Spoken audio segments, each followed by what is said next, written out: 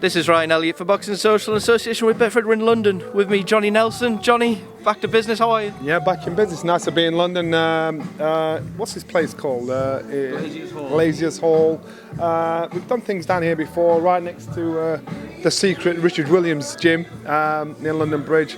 Good vibe, good atmosphere, and the press have turned up as well.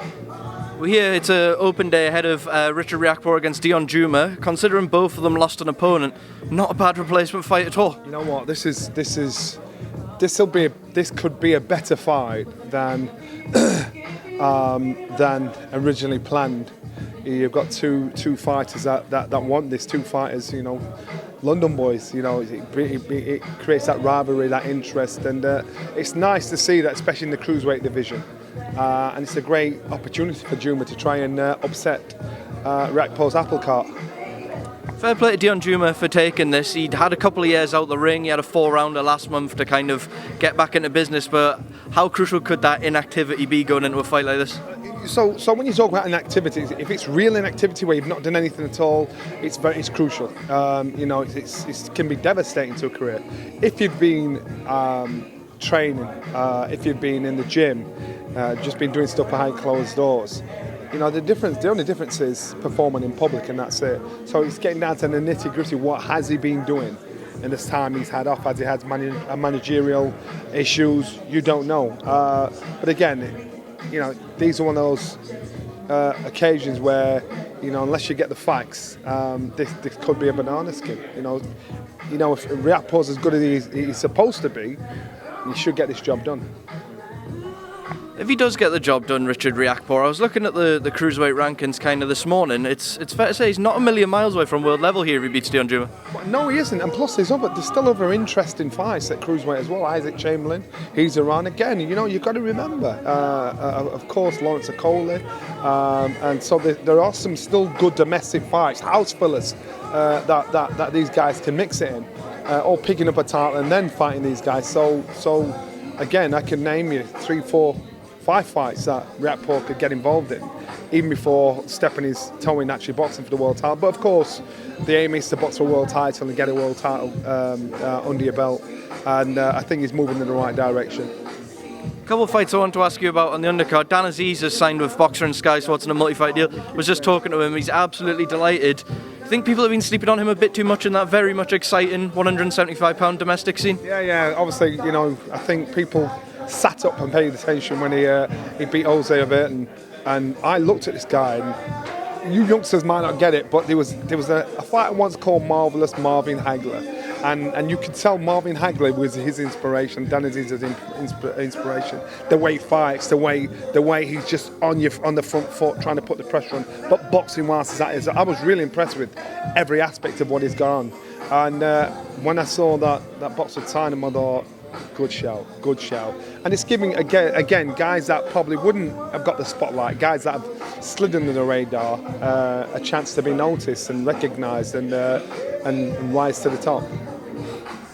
Also, Fraser Clark back in action. He got the debut out of the way. He was the first to say, look, not the opponent I would have wanted, but at least I got to fight. He's doing it on purpose. Killing these tunes. Yeah, Fraser Clark, you know what? I love Fraser's journey.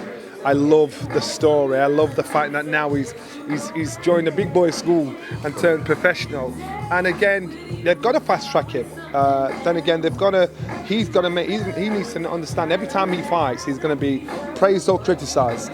And he's been around success to the point where he knows what he's got to do. So he's just got to get these first fights over the line, get them out of the way and think, right, I'm back in the mix again, I'm back on it. A lot of broadcasting deals going on at the minute. Wasserman over at Channel 5. We've got yourself, Sky Sports, DAZN, BT. Sky are going to be showcasing a lot of their young talent again. The Azim brothers back out, Caroline Dubois.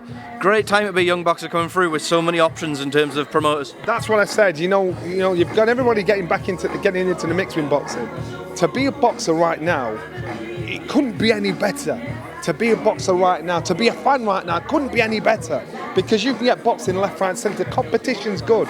But I'm talking like an ex-fighter. I'm thinking, you know what? For fighters to earn a living, to get exposed, to get a chance to get out there, you're not waiting 3, 4, 5, 6, 10 months to get a fight, because there's always platforms for you to appear on. So to me, I think it's good, it's healthy. I ain't a businessman, I ain't a promoter. I'm not a TV company, but as a fighter and a fight fan, it couldn't be any better. I just want to go back to the weekend, Johnny. One of the most dramatic fights you'll ever see. Lee Wood down in the first round.